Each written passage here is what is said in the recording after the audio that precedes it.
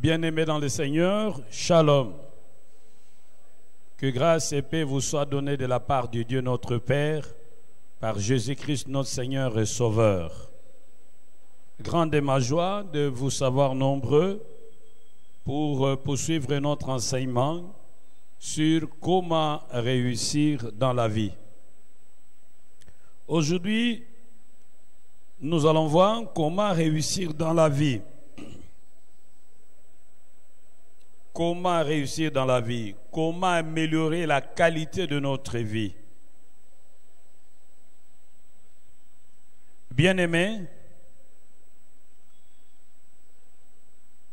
pour améliorer la qualité de notre vie et pour réussir dans la vie, c'est un processus. Ce n'est pas quelque chose qu'on obtient en un seul jour. C'est un processus. Mais ce processus est orienté par la vision. C'est comme qui dirait, la première chose pour réussir dans la vie, il faut avoir une vision.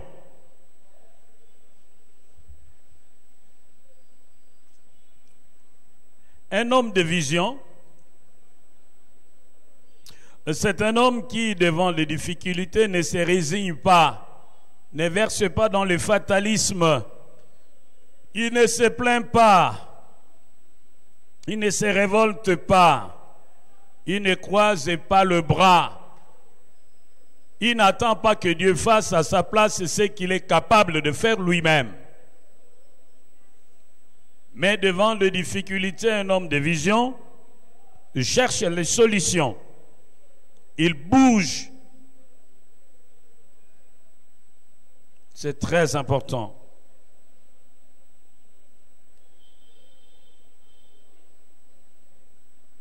La vision. Il faut avoir une vision claire. Quand il n'y a pas de révélation, le peuple est sans frein. Tous les grands hommes qui ont marqué l'histoire de la Bible avaient une vision claire. Moïse avait pour vision de délivrer les enfants d'Israël de la captivité égyptienne. Jésus avait une vision claire que nous trouvons dans Luc chapitre 10 verset 19. Il dit, je suis venu chercher et sauver ceux qui étaient perdus. Et l'apôtre Paul avait également une vision claire, amener les païens à l'observance de la loi. C'est ce que nous trouvons dans Romains 15 verset 17 à 20. Un homme qui a une vision claire, c'est un homme qui a un objectif précis. Il sait où il est. Il sait où il veut aller. Il sait qui il veut devenir. Il sait combien de temps cela lui prendra. Un homme qui a une vision, c'est un homme qui a un plan d'action. Il sait ce qu'il doit faire pour parvenir à l'objectif qu'il s'est fixé. Lorsque vous divisez le but en objectifs et que vous commencez à contrôler votre temps, les choses commencent à se produire. Sachez que le temps passe et il passe vite, comme cela est écrit dans Psaume 90, verset 12, Psaume 90, verset 12. Frères et sœurs, le temps est la seule ressource que nous ne pouvons pas économiser. Nous devons savoir l'utiliser à bon escient. Si vous voulez réussir dans votre vie, commencez immédiatement et évitez la procrastination. Évitez de renvoyer à plus tard ce que vous pouvez faire aujourd'hui. Donc j'aimerais qu'on retienne que pour réussir dans la vie, il faut avoir une vision. Celui qui a une vision, c'est celui qui a un objectif clair. qu'il voudrait atteindre dans sa vie et qui a dressé un plan d'action pour réaliser ou atteindre cet objectif. C'est celui qui sait où il est, où il va, comment va-t-il y arriver. C'est un homme qui sait prendre le temps très au sérieux. Est-ce que tu as une vision? Qui es-tu? Où es-tu? Que veux-tu devenir? Que comptes-tu faire? Comment comptes-tu t'y prendre? Ça va te prendre combien de temps? Il n'est jamais trop tard pour réussir. Tant que tu vis, tu peux réussir. Deuxième chose, il faut faire de bons choix. Il faut faire le bon choix. La qualité de nos vies dépend de la qualité de nos choix. La qualité de nos choix dépend de la qualité de nos conseillers, mais aussi de notre propre expérience et de notre capacité d'écouter Dieu et nos conseillers. Dieu nous parle par sa parole. Dieu nous parle par ses serviteurs. Dieu nous parle pas de visions nocturnes. Dieu nous parle pas de prophéties. Mais aussi, nous devons continuer à exercer notre discernement face aux prophètes. Je le répète, nous devons choisir de bons conseillers, des conseillers qui connaissent Dieu, des conseillers qui craignent Dieu, des conseillers qui aiment Dieu et qui nous aiment, des conseillers expérimentés.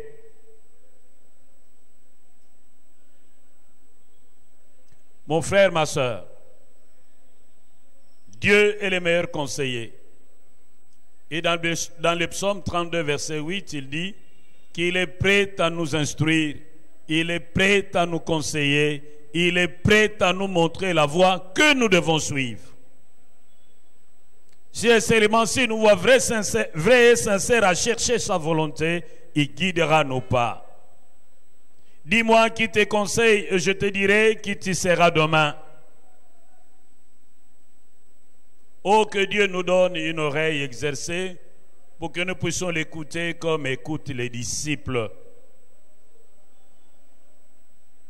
Frères et sœurs, nous devons savoir renoncer aux bonnes choses pour obtenir les meilleures, et c'est en fonction de nos objectifs. Un mauvais choix peut hypothéquer ton avenir. C'est pourquoi il ne faut pas vous engager dans une voie quelconque tant que vous n'avez pas reçu le go de Dieu. Car nous ne serons jamais heureux tant que nous ne serons pas là où Dieu voudrait que nous soyons.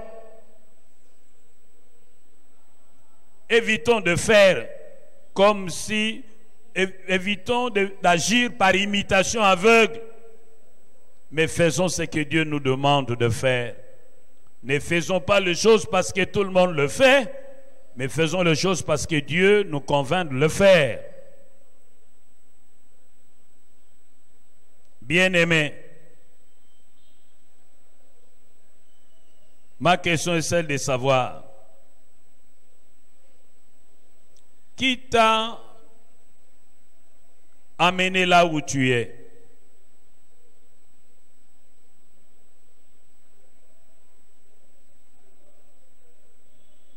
Pourquoi tu as choisi ce que tu as choisi? Fais attention, car un mauvais choix peut hypothéquer tout ton avenir. Ne choisis pas pour satisfaire le besoin immédiat qui risque d'hypothéquer tout ton avenir, comme Ésaü. Il a choisi de manger et de vendre son droit d'aînesse, et plus tard il a pleuré à chaudes larmes, mais c'était trop tard. Bien-aimé, tu dois bien choisir ton domaine d'activité. Tu dois bien choisir tes partenaires. Tu dois bien choisir tes collaborateurs, tes travailleurs. Tu dois bien choisir ton marché. Tu dois bien choisir tes stratégies marketing. Oui, la qualité de nos vies dépend de la qualité de nos choix. Frères et sœurs, j'aimerais que tu réfléchisses sur tes choix. Pourquoi tu fais ce que tu fais? Est-ce que c'est Dieu qui t'a demandé de faire ce que tu fais? Comment es-tu arrivé là où tu es? Et c'est Dieu qui t'a mené là où tu es? Souvent les enfants de Dieu ne cherchent pas tellement la volonté de Dieu. Ils aiment plus écouter les amis, les parents,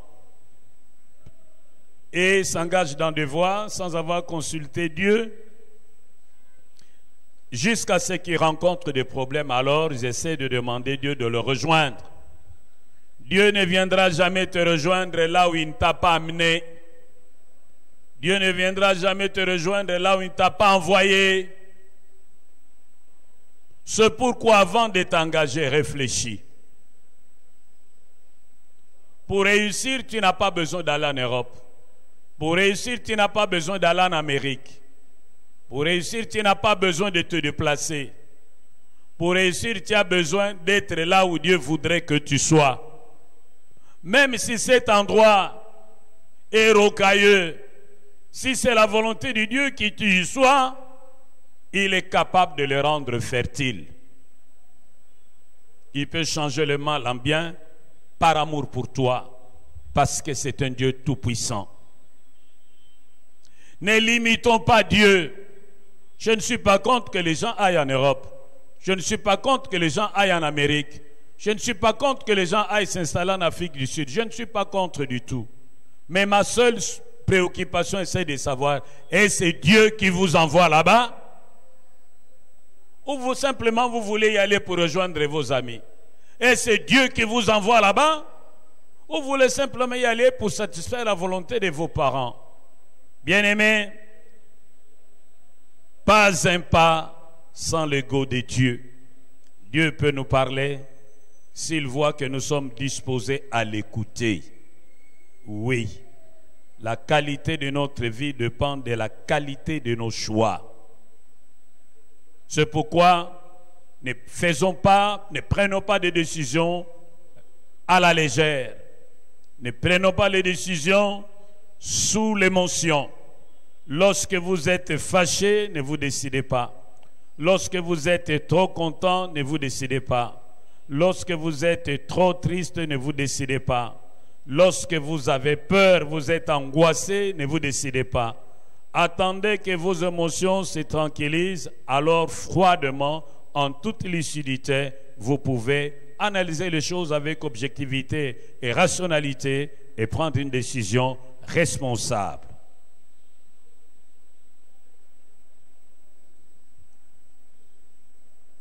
Troisième chose, vous devez faire équipe avec Dieu.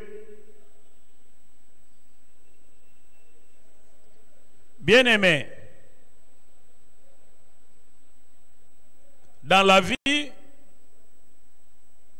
y a des choses que nous contrôlons, mais il y a des choses qui échappent à notre contrôle.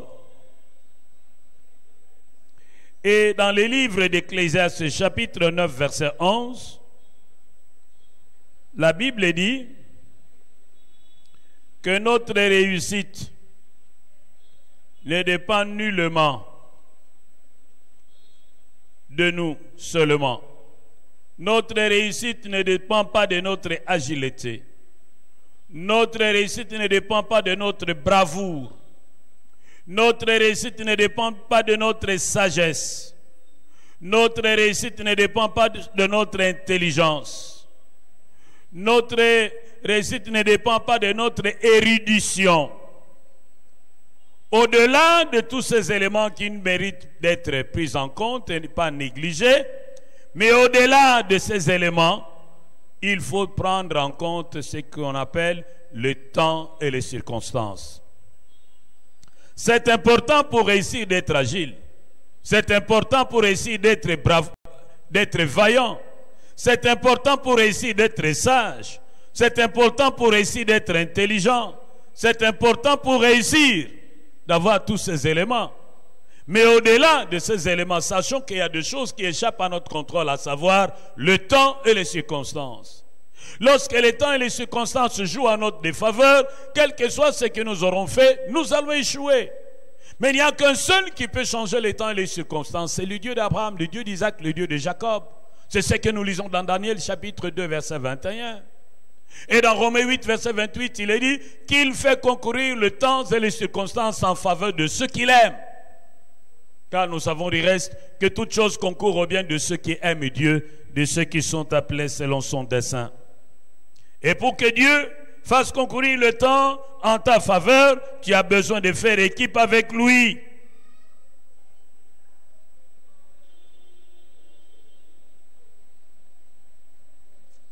Bien-aimés, nous devons apprendre à écouter Dieu et à faire équipe avec lui. Dans Genèse 6, 8, on nous dit que l'angoisse et les dures servitudes d'Égypte empêchaient les enfants d'Israël d'écouter Moïse. Quel que soit le temps par lequel tu passes, quels que soient les moments difficiles par lesquels tu passes, continue à écouter Dieu et continue à faire équipe avec Dieu. Pour que tu fasses équipe avec Dieu, il y a deux choses que tu dois prendre en considération. Un, tu dois t'assurer que tu es né de nouveau. Parce que ça, c'est l'élément fondamental. Est-ce que tu peux te rappeler des moments où tu t'es repenti de tes péchés, tu as placé ta foi en Dieu? Est-ce que vraiment tu es né de nouveau? Est-ce que vraiment tu es enfant de Dieu? Rassure-toi que tu es vraiment né de nouveau. Deuxième chose, pour faire équipe avec Dieu, tu dois avoir la foi.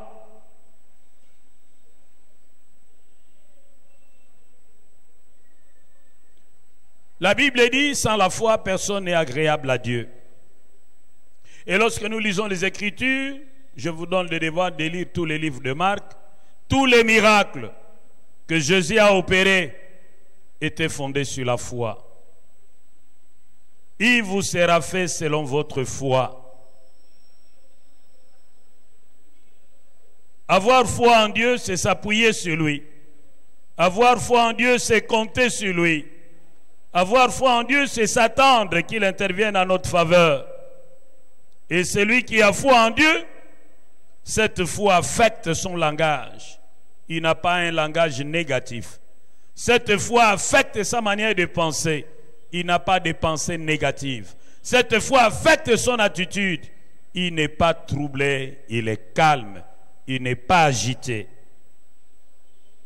Mon frère, ma soeur, notre foi en Dieu déterminera la position de Dieu vis-à-vis de nous et de nos problèmes.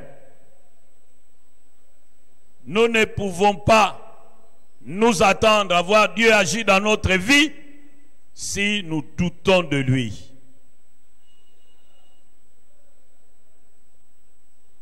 Troisième chose pour faire équipe avec Dieu, nous devons obéir à Dieu. La Bible nous dit que l'obéissance vaut mieux que les sacrifices.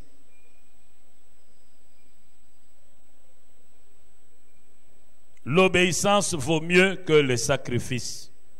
Et la désobéissance est aussi coupable que la divination, que la sorcellerie. Faisons équipe avec Dieu. Croyons en notre Dieu. Faisons-lui confiance. Obéissons à sa parole. Et faisons notre part. Nous réussirons. Faisons ce que nous pouvons faire. Ne demandons pas à Dieu de venir faire à notre place ce que nous sommes capables de faire nous-mêmes. Quatrième chose,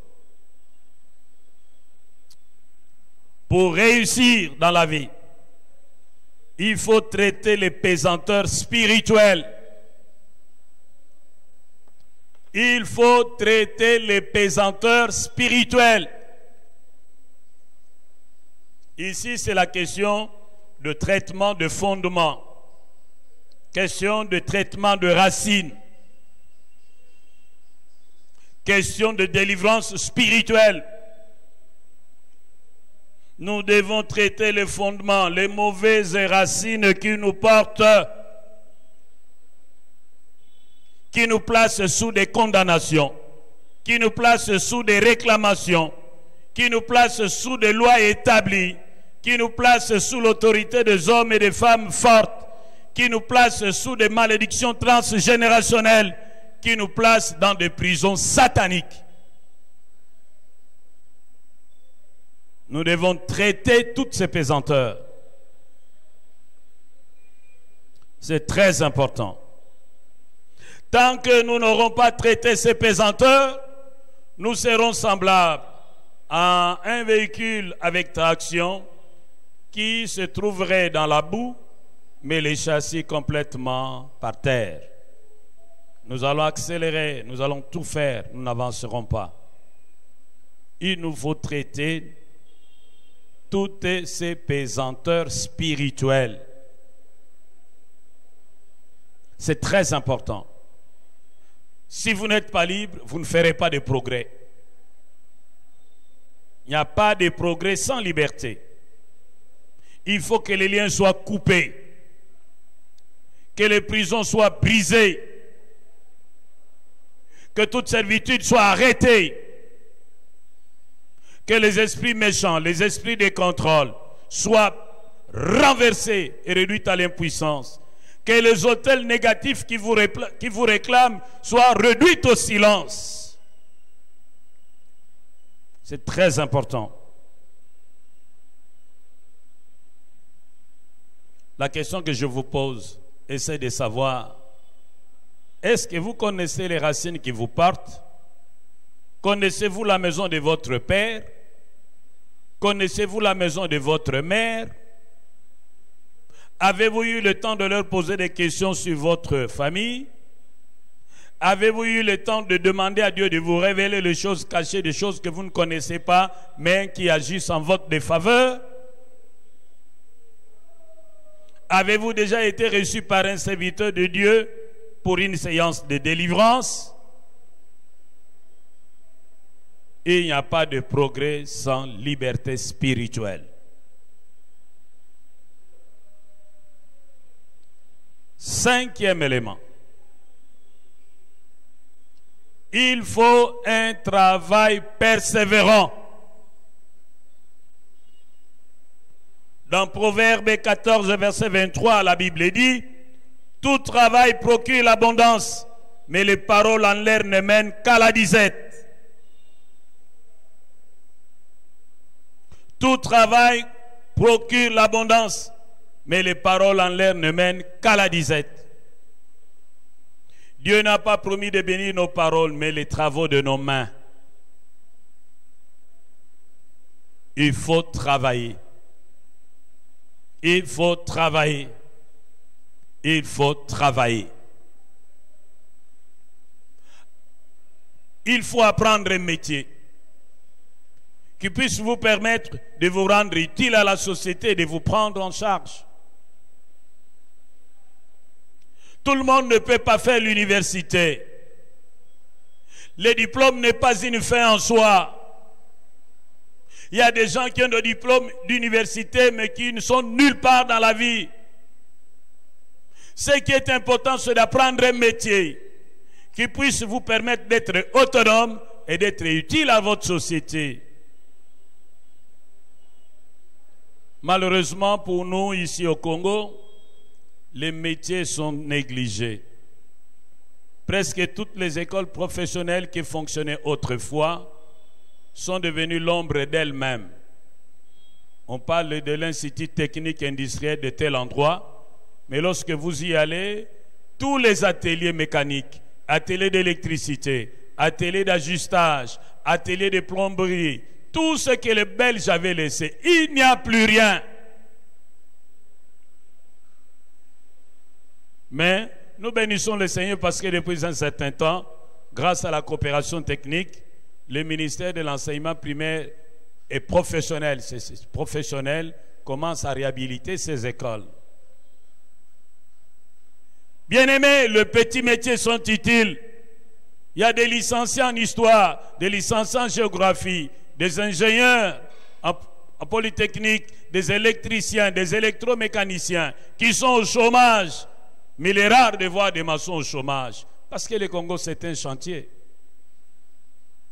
Les charpentiers trouvent du travail, les plombiers trouvent du travail, les électriciens trouvent le travail, les menuisiers trouvent du travail, les ajusteurs trouvent du travail. Nous avons besoin de ces métiers-là. Il ne faut pas aller en Europe pour aller apprendre les droits. Il y a les droits ici au Congo. Il ne faut pas aller en Europe pour aller apprendre l'économie. Il y a l'économie ici au Congo. Il ne faut pas aller en Europe et passer beaucoup de temps à apprendre des choses compliquées dont on n'a pas nécessairement besoin au Congo. N'étudiez pas seulement pour les autres pays, pensez aussi à votre pays. C'est important. Utilisez à votre pays, c'est important. Vous allez en Europe, apprenez la pâtisserie. Revenez, créez votre propre maison. Vous allez en Europe, apprenez la charcuterie. Et puis travaillez là-bas pour maîtriser la technique. Ensuite, achetez vos petits équipements. Revenez au Congo, ouvrez votre charcuterie. Allez en Europe, apprenez, comment ils appellent ça, l'art culinaire, la gastronomie. Revenez au Congo, ouvrez votre restaurant. Allez en Europe, apprenez un métier et revenez au Congo, ouvrez quelque chose dans ce sens-là. Bien-aimés, sur le plan du travail, j'aimerais attirer votre attention sur le fait que vous ne devez pas vivre toute votre vie d'un salaire. Vous devez rêver de devenir patron de vous-même. Laban a proposé à son neveu, Jacob, un changement de salaire. Et lui dit, cette fois-ci, fixe toi-même ton salaire. Et voici ce que Jacob lui dit. Jusqu'à quand travaillerai-je pour toi? Quand est-ce que je vais travailler pour moi-même? Non, il ne faut pas travailler pour quelqu'un jusqu'à épuiser vos énergies. Vous l'enrichissez, mais vous n'allez pas vous enrichir. Personne ne peut s'enrichir avec un salaire. Celui qui ne vit que de son salaire, vraiment il court le risque de mourir pauvre. Rêvez de devenir patron de vous-même. Rêvez de créer votre propre entreprise. C'est très important. Ça ne sera pas facile.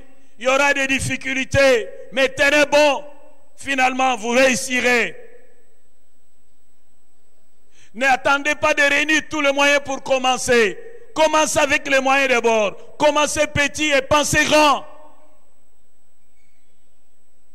Ne faites pas les choses comme les autres. Faites-les différemment. Innovez. Soyez créatifs.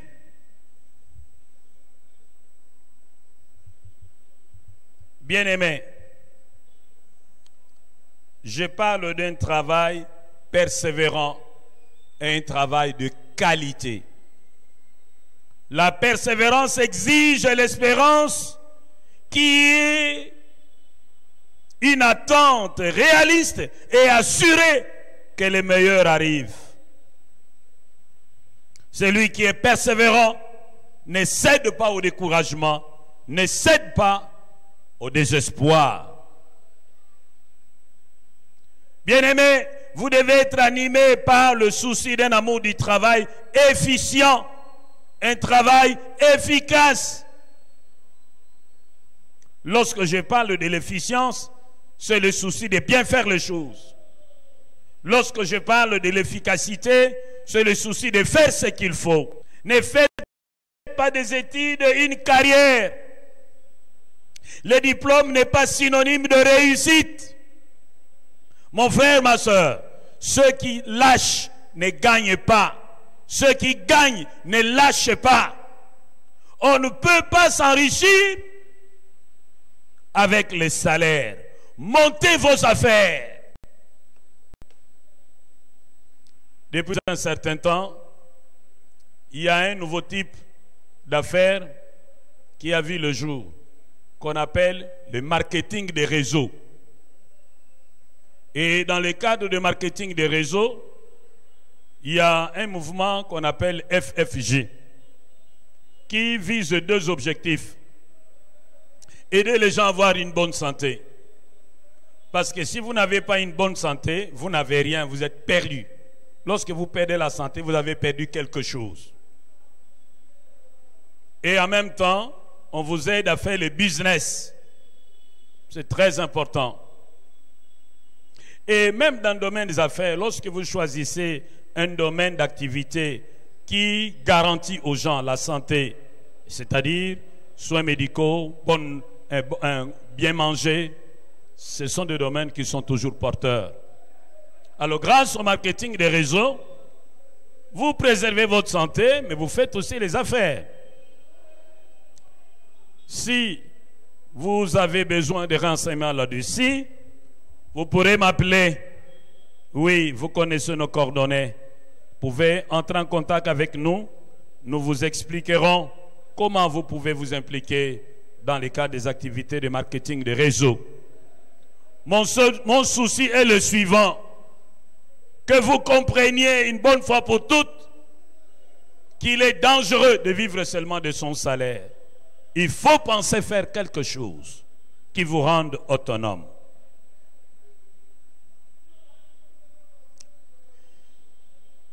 Sixième élément. Avoir un équilibre affectif.